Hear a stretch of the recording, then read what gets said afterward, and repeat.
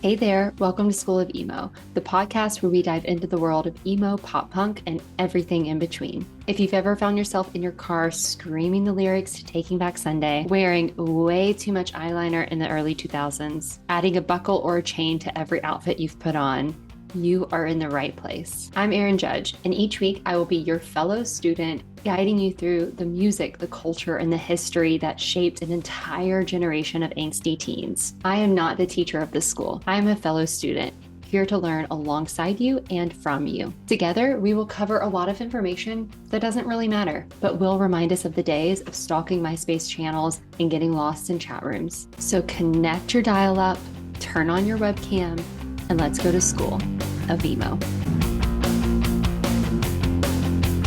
Welcome back to School of Emo. Today we have a concert recap to talk about, and for the first time, we're actually going to look over a new album because these things go together. We are talking about Story of the Year, their newest album, A.R.S.O.N, and the A.R.S.O.N album release show in St. Louis, Missouri, just a few days ago, Valentine's Day. So a little bit of background. I am a big Story of the Year fan. I saw them, I've talked about on the podcast before. I don't remember the year, maybe 2021, 2020, 2019. I don't remember. Was it pre-COVID? Was it post-COVID? It's all a blur. But I have listened to some of their hits, so obviously was familiar with who they were. And you guys know I didn't get to go to Warped Tour. I didn't get to do any of those things growing up. And so getting to actually see the bands I listened to as a teenager live, like that really came later in my life where I saw, my favorite band at the time of all time was Yellowcard. I saw them in 2016 with their farewell tour because I didn't want to miss an opportunity to ever get to see them. And so it took me until like my 20s to even see them. And then a lot of the bands that I love now that I did love as a teen, but didn't get to fall in love with even more because of their live performances, I didn't really experience until my 30s. And Story of the Year is one of those bands. I saw that they were playing Brooklyn Bowl here in Nashville many years ago. And I convinced my husband, I think tickets were like $15, which is unheard of, or $20 or something crazy. And so I was like, okay, let's try to go. Like, let's do this. Like, this is a cool band. Like, I think we'll have fun. And I didn't have a lot of expectations necessarily for it, but at that show, like completely fell in love with this band. My husband did as well. We started listening to them nonstop. And for a few years, we were seeing them twice a year, where we would maybe go travel to see them. They would come to Nashville at least once a year. And so it was sort of a joke that twice a year we have to see Story of the Year. And now we've seen them in 6 different places, but I think 8 different venues. We've seen them in Nashville at Brooklyn Bowl 3 times, I think. We saw them at When We Were Young. We've seen them in Indianapolis. Forgot what that theater, the Egyptian Room is what it's called. Now we've seen them in St. Louis at the Pageant. We've seen them on the Emo Cruise. We saw them in the theater. We saw them on the main pool deck stage. We also saw them acoustic in like the kind of little atrium area. And then there's one other place that we've seen them in New York. They opened for Yellowcard on their kind of big return tour. It was them, Mayday Parade, and Yellowcard, which was such a stacked lineup. So we saw them at Pier 19, I think it's what it's called. 29, 49, I think it's 19. Maybe it's 17. One of the pier venues, rooftop in New York City. So we've seen them all across the country, really. And it's been such a great experience every single time that we've seen them live. Like, they put on the most incredible show. And so I've always joked with people that, my favorite band probably is still Yellowcard. Like, the Used is definitely making its way up there. But my favorite band to see live will always be Story of the Year. I will never skip seeing them live. They could play the same like set list, which they've done many times, and I'm still going to see them live because they're fun. They have such great energy. They perform well, which is good. Like, everything sounds good. Dan's voice sounds good. They engage with the audience, so every show does have a little bit of uniqueness to it. They handle like issues because they seem like they're just having fun. So if something goes wrong, they handle that really well, which is great as an audience member. Like, they're very comfortable to watch. And so one of my bucket list items in the emo world was to see them at one of their hometown shows. Story of the Year is from St. Louis. They all live in St. Louis still. And I thought it would be really fun to see their energy and how they are in their hometown because of how great they are outside of their hometown. And so, whenever they announced this album release show on Valentine's weekend in St. Louis at the Pageant, which is a venue they played many times, many of their album release shows have been there, I told my husband, I was like, we've got to go. Like, tickets weren't too crazy. It was like an hour flight from Nashville. My husband they have an office, the company he works for, in St. Louis as well. So it made sense. He travels there quite often. And so it just made sense to go and spend Valentine's Day watching Story of the Year and celebrating their new album. And the album was released on February 13th, the day before. And so we got to make a whole event out of it, and enjoy the album in addition to the show. So if you have not listened to the album yet, what are you doing? You're missing out. But they started with the release of Gasoline. They released a music video to it, which is kind of like a movie, which was really cool. And then they released Disconnected. So Gasoline, I think it was released in maybe December, like a few months ago, maybe even November. And then we got Disconnected, I believe in January, not too, or like soon before the cruise, maybe even a week or so before the cruise. On the cruise, which was late January, they did play both Gasoline and Disconnected in their theater set, only Gasoline on the pool deck set. If you listened to my episode of Prepping for the Cruise, I was really hopeful that we were going to get more songs from the album, like a sneak peek, but we did not. So going into the album release show, originally I was like, oh, they're just going to play through the album. They didn't do that, but after seeing the cruise set, I was like, oh, we're going to hope we at least get one more song, like something else from the new album. Spoiler, we did get a few, but the album was released the day before, so at least we had a day to like listen to it and get excited about it. Something else that they did the day before on the release day is they did a record signing at a local record store, the Vintage Vinyl in St. Louis. That's right by the Pageant. And since we were flying in that day, we got to go. So we got to buy the record there at Vintage Vinyl, stand in line, get it signed, like meet the guys. And that was a really cool experience too, because I don't think I've stood in line for an autograph since I was a teenager, going to like these small shows of these Christian kind of punk bands. So it was really fun to get to do that and say hello, talk to them for a second, and share just our excitement for the show and let that be sort of a kickoff. I think traveling for concerts is really fun because you do make a whole event out of it. So I feel like you do get more for your money in a way because there's so much more excitement around it. And this was a great way to experience that because there was so much excitement around the new record, and they played it, on the speakers through their record player at the shop as we were standing in line. And so it was really fun to just get to experience that. And the songs are catchy. They're fun. I listened to it 3 times through on the flight. It's only a little over 30 minutes long. And so it's an easy listen. And like already became familiar with some of the songs. So before we get into the album release show experience, I do want to try to go through some of the album and some of the songs and my connection with those. And we'll see if the sound comes through. I don't know if it will. So if not, then you won't hear it. But if so, then we can hear it together. So first song. Like the man, turn around, level it all between the sea, choke it out, spit it out. Gasoline. It is full of energy. It's definitely more punk influenced. A lot of their music has this like punk us against the world feel mixed with that emo like heartbreak or love story. Some of their later music, nostalgia, very much that more introspective feel. So they blend punk and emo very well, which is really interesting. I think that's something they've always done really well. And they're not necessarily screamo, but there still is that kind of punk energy, and there is screaming, but Dan's voice is so pretty that it doesn't feel so rough, which I think is sort of that emo twist. And Gasoline very much is more on the punk side, was their first song for a reason. The arson in the song, the title of Gasoline, in parentheses, it is what arson stands for, which is all rage, still only numb.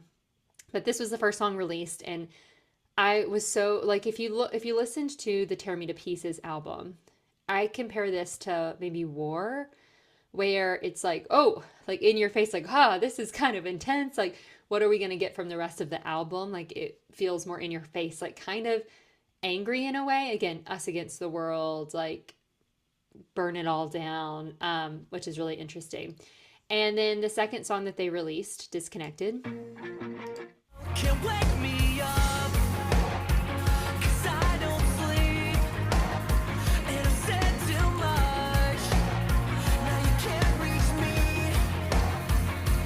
I would die a million times to feel the way I did one time.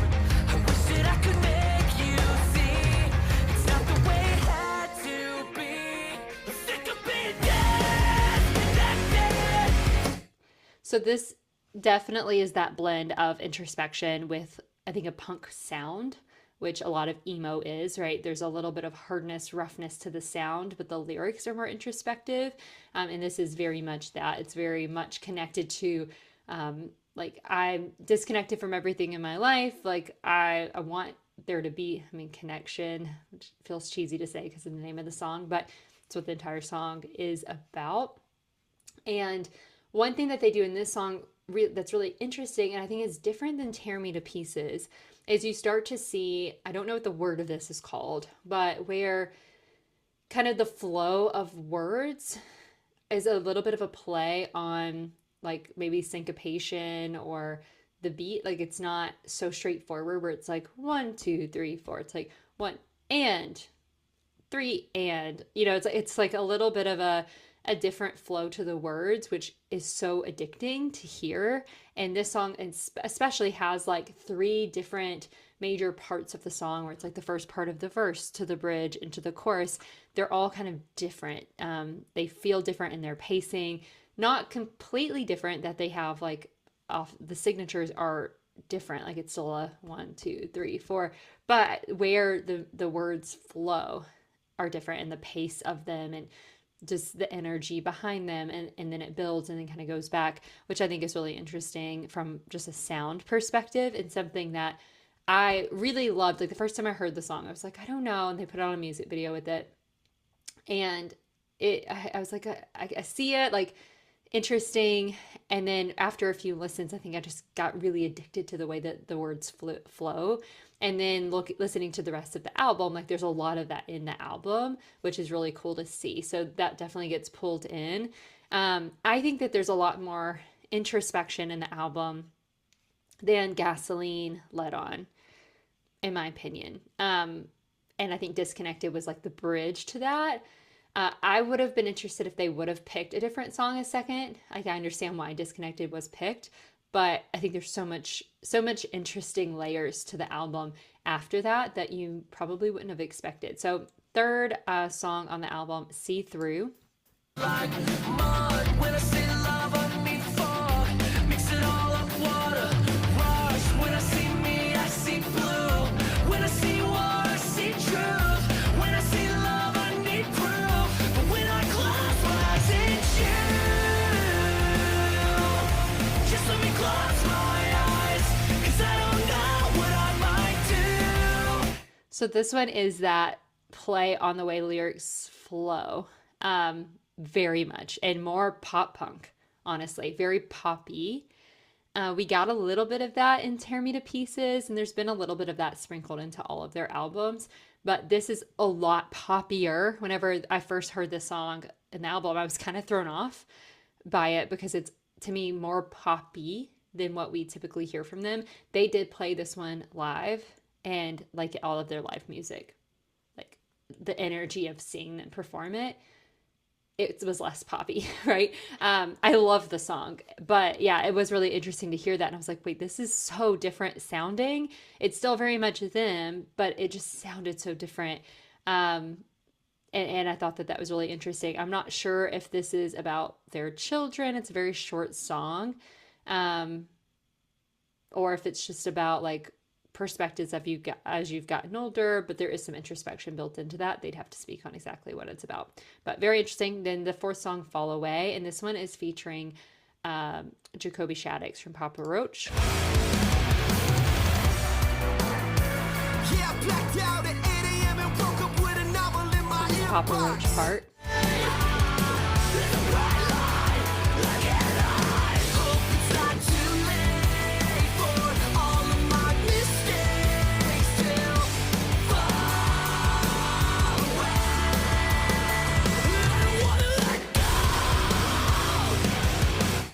This one is, it's like they're the pieces of it, right? Dan's parts, the bridge into the chorus, like definitely feels like the Tear Me to Pieces album, I think. Like there's some of that behind it. Very much Story of the Year. The kind of rapping Jacoby part is different. Maybe some of their albums after Page Avenue. But that one also, again, threw me off. Like each song of the album is like, oh, wait, this is different. Like not bad, but definitely different. You can tell that they're experimenting a little bit more, which is really cool to see. So that's really interesting. Now, the next song is 3 a.m. They also did play this one at the show. And Dan mentioned that this was written for his kids. And during the show, they did a kids-only mosh pit, which was really cute. Like there were lots of different teenagers, preteens, things like that there. So they had all the kids out, and then his daughter was on somebody's shoulders really close to the stage. So he mentioned after, he was like, I got to sing this to my daughter. But it's about touring and having to leave your kids so often and how tough that is. It's called 3 a.m. Your face, the moment that I ripped your heart in two, when every single person in this place reminds me of you. Try not to think about it. Another night, watch your time circle down the drain. Take a shot, top it off, turning out the pain. Just to feel you tonight, I can wait. I'm wide awake again, it's 3 a.m. Voices in my head. It always happens when I'm in between. I love you and I hate myself, 'cause I'll be gone in the morning. I love this song. Again, the way that the words flow, like there's something about, someone's gonna correct me if you know what that word is, for the way that the words don't hit the beats directly. There's like all half signatures there. I don't know. The pacing of the words compared to the rest of the instrumentation, like it catches you off guard, but in the best way. Like it kind of keeps you hooked. There's something new around every corner. This song is a lot like that. This song to me does sound very much like Story of the Year, but it's definitely more polished. Like there's something that they did on this album that I know that they started in Tear Me to Pieces, but it's like maybe it is the poppiness behind it. Like there is a little bit more pop punk energy to it, where even the emo songs, and I think this is Story of the Year, like their sad introspective songs don't sound sad. Like they're usually upbeat and fun, and their performance fits that as well. And even their heavy songs don't sound so angry. They sound fun, right? They have that behind them, I think, which is part of their success, and where they stand unique, where they, like the Used, right? Their angry songs sound really angry. Yellow Card, like their happy songs sound happy. Their sad songs sound sad. Story of the Year, like all of their songs have energy. They're upbeat. They flow well, right? Even if the lyrics might be different, which this album does a good job of. Like you wouldn't think that that's any different than like Gasoline, or Disconnected and Gasoline maybe is a better comparison of like me against the world, like it's all good, and then actually I want to be connected to everyone, I'm isolated. Different storylines, but the energy's still the same. And 3 a.m. is that. I didn't notice maybe how sad it was until he mentioned that it was about having to leave his kids. So yeah, it kind of throws you off guard. Maybe it is the pop punk behind it. The next song is Into the Dark. This one kind of starts a little bit sort of like a movie, like maybe some theatrical stuff. I don't know. It's different.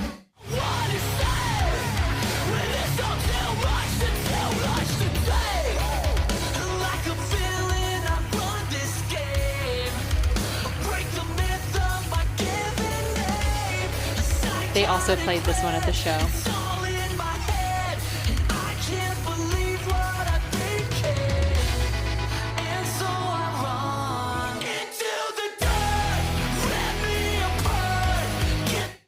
That one to me does sound like it would be like in a show. Again, maybe it is the pop behind it, like, which I think is something that maybe Story of the Year does uniquely compared to a lot of like emo, post-punk, pop-punk bands, is that they follow like the really addicting, easy to listen to like layout of a song, like verse, bridge, chorus. And then that each part has like a unique piece to it. So it's easy to follow. It's easy to enjoy listening to. Like you can have this whole album on and like flow to it really well. Like it's easy to learn the lyrics too, even if you fully don't know what they're saying yet. Like you don't know the meaning behind it, but like it's easy to kind of catch on. Maybe that is what is behind this album even more, where they've honed in on that, like kind of fine-tuned it even more. But that is definitely clear in that song as well. The next one is My Religion. Sort of a slower one, but not fully slow. Again, still some energy, very pop punk.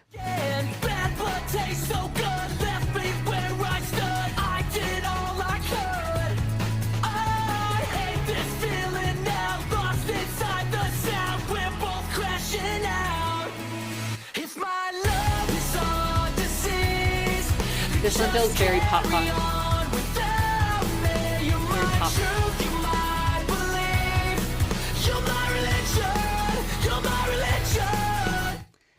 Then we have Halos.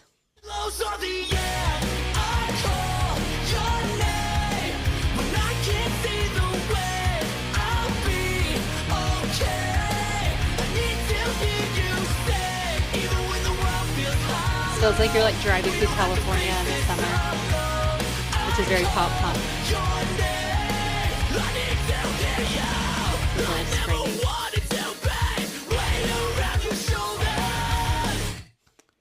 It's okay. It's good.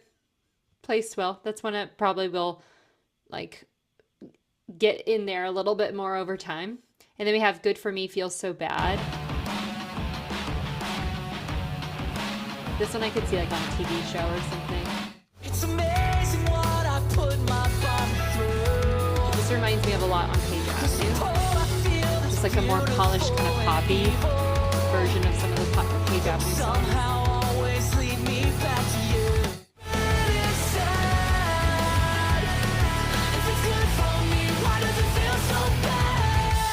Easy to listen to. Then we have Better Than High. This is the slowest song. This reminds me of Yellow Card. Like some of their experimental stuff, like Paper.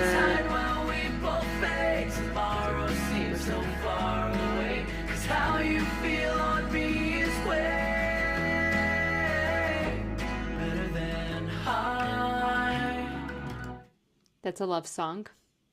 It's sweet. And that fits in with some of their other like slow songs. Had not quite 2005, but it has some slowness. It's the only slow song on the album, really, which is interesting, but it's a love song. And then my favorite song outside of Disconnected is I Don't Want to Feel Like This Anymore. They did play this as part of their kind of encore at the end of the album release show. It was great live. Everyone was into it. I think this is a fan favorite of the album so far. Looking at like reshares on social media with the album release, this one was shared quite a bit. This one kind of starts a little bit slower.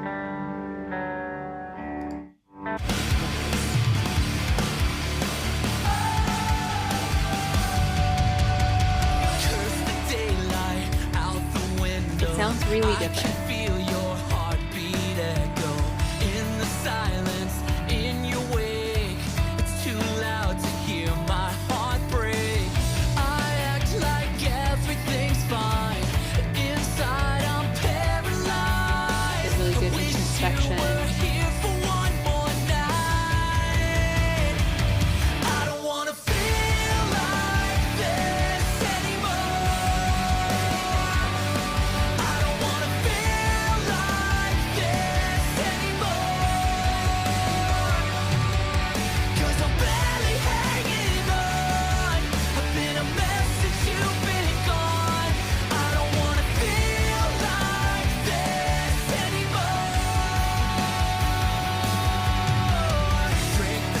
So this one, the lyrics are more of that traditional, like they just follow cleanly, like 1, 2, 3, 4, 1, 2, like just flow, right? There's not like that shift and change, but it has more of that anthemic kind of sound behind it. And similar to some of the other stuff that they've done, maybe even some from Wolves, like some of the other albums that they've put out that maybe aren't their biggest songs, but have a little bit more kind of an anthem feeling behind them.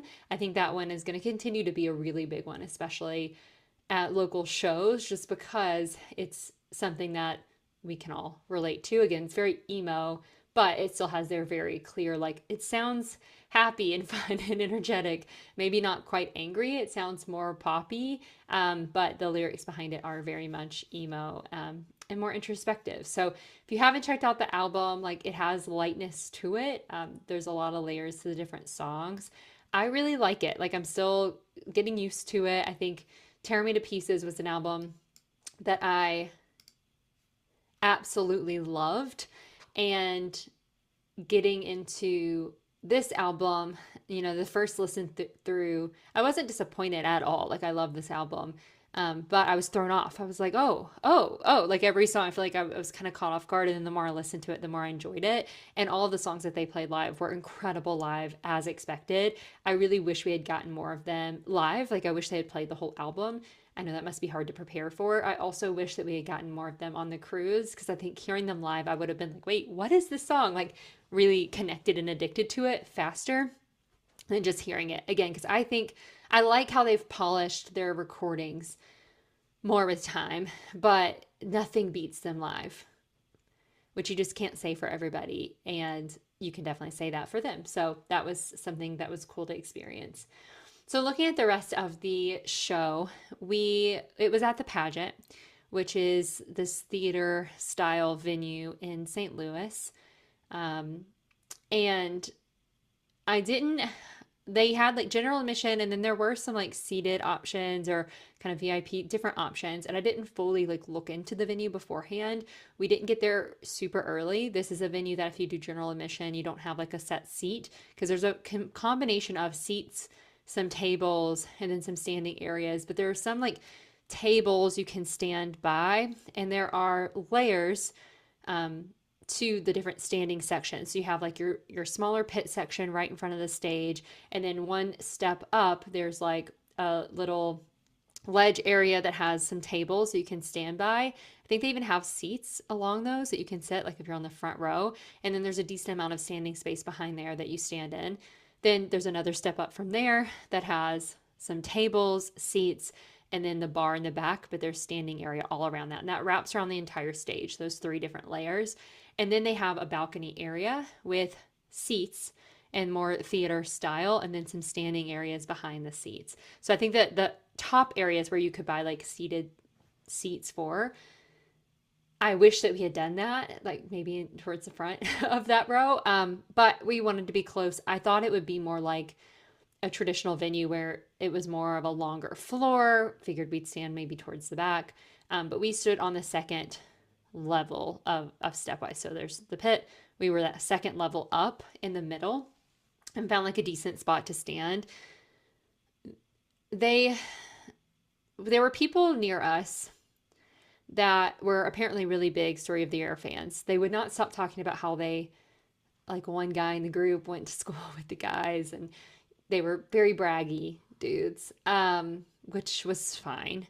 But they kept talking about how this was the best venue ever, that Story of the Year would never have a better show anywhere else. And then even as Story of the Year was performing, they mentioned like how excited they were to be back in the venue, like that being their hometown venue where they kicked off all their new albums. Like they even sort of mentioned and alluded to it being the best venue. Probably my least favorite venue I've ever seen them in. The main reason being, by the time that they finally started their set, like there were a couple of openers, and the openers were all fine. Nothing too incredible, but nothing bad, like solid. Apparently the openers were ones that they have played with before. And so there was a connection there, which was really cool. One was Letter Kills. The other one, I can't remember the name.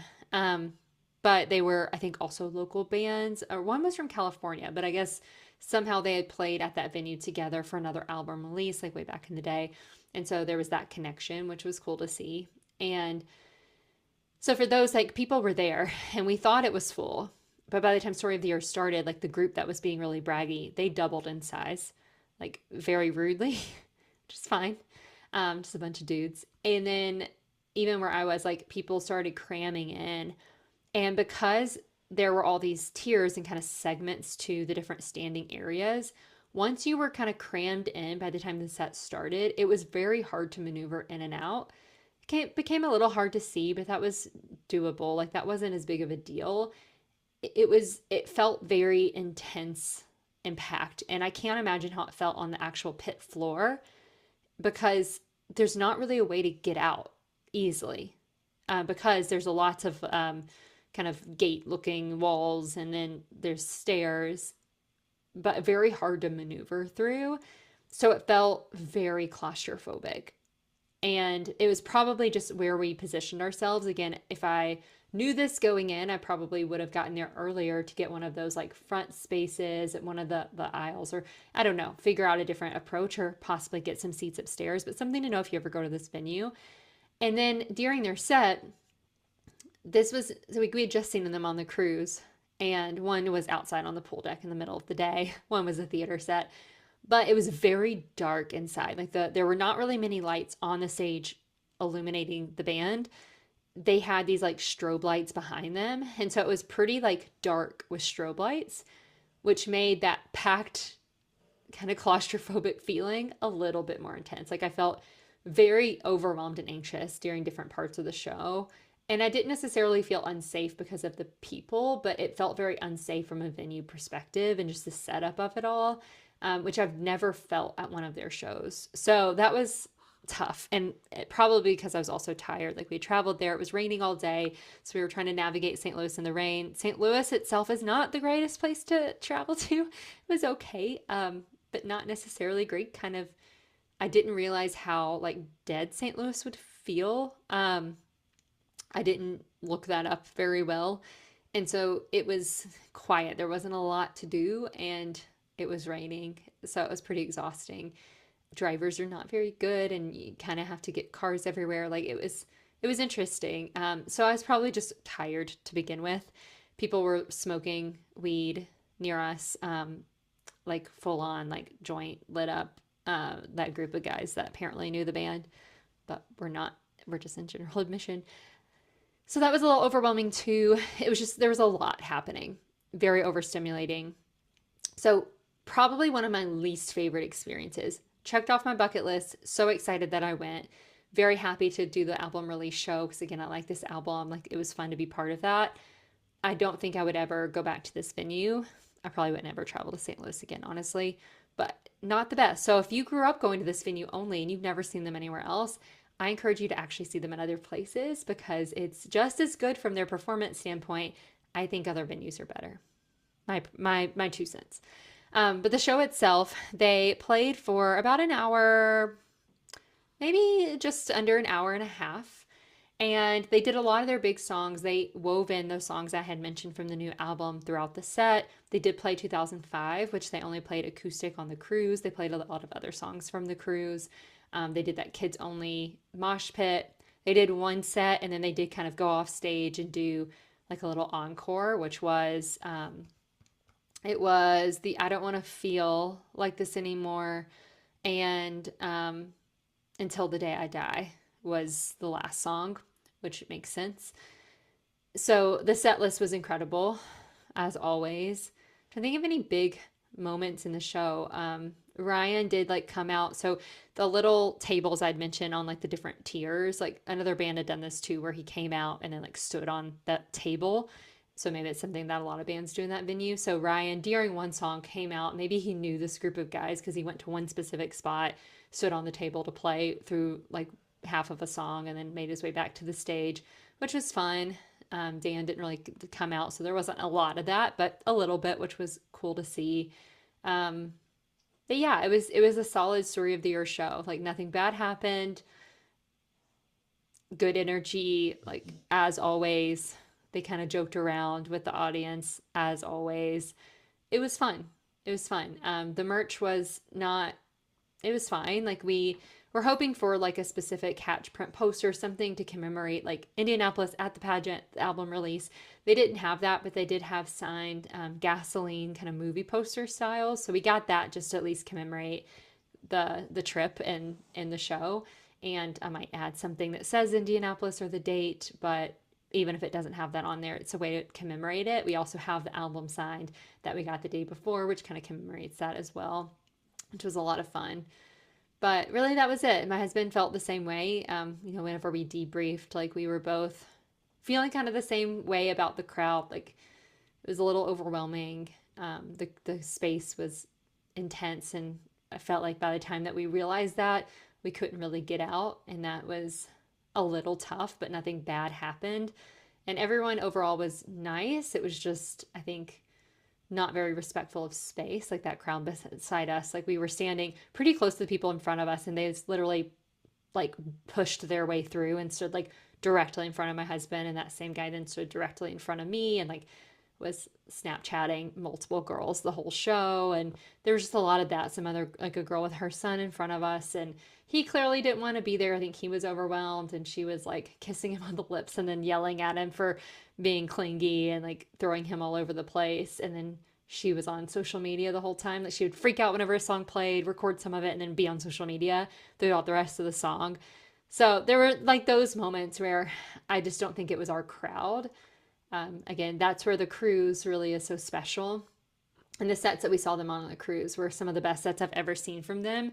Their theater set on the cruise was my favorite set ever, and we had good space. The crowd was great. Like people weren't really on their phones that much, and it just felt, I don't know, like it just felt so much more special.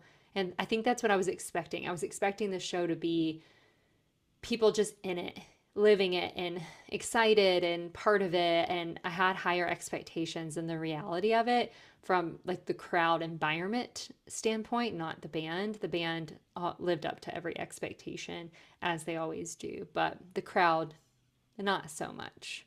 Just okay. I marked it off my list, and hopefully they will go on tour for this album. And if they come to Nashville, I will be there 100%. I might even travel to another place to see them. I would be willing to do that because I love them and I love their live music. So your homework for this class is to go listen to the album if you haven't already. Pick out your favorite song. Maybe compare the difference between just how you hear the song. So which one do you like immediately? And then which song after you listen to more of the lyrics do you like lyrically? And share that with us. And then if they do announce a tour, make sure you go see them and support them. And let's hope that they pull out some really cool merch, because they've done cool merch in the past. And right now it's just kind of the A.R.S.O.N stuff, and it's cool. It's fine, but I want to see some good merch because I need some new merch from them. So that's a big push. That's homework for the band. If you somehow come across this episode, like give us some really interesting, cool merch. I think I saw someone with like a NASCAR looking shirt.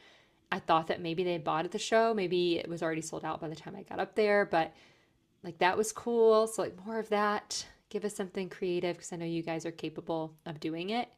You're so creative, and you're still putting out music and art, and that's amazing. So can't wait to see more. And when you go on tour, put that into your merch, because we need it. We need some better merch and from you guys. And then next week, we're going to continue deep dives into bands. We don't have another album wrap up for like 2 months, which is really sad. So we've got some time to go through some more bands. And then if there's a band you want to see, as I'm continuing to plan out some more this year, let me know. Head over to YouTube or check out the show notes. There's an email there. You can contact me or share what you want to hear more about and a band that you want to dive into, or if you want to come on the podcast and talk about a band or a show or an experience or an album. We're going to go through more albums. I think that would be fun. Then reach out. I'd love to have you on. So that's it for today, and I will see you in our next class.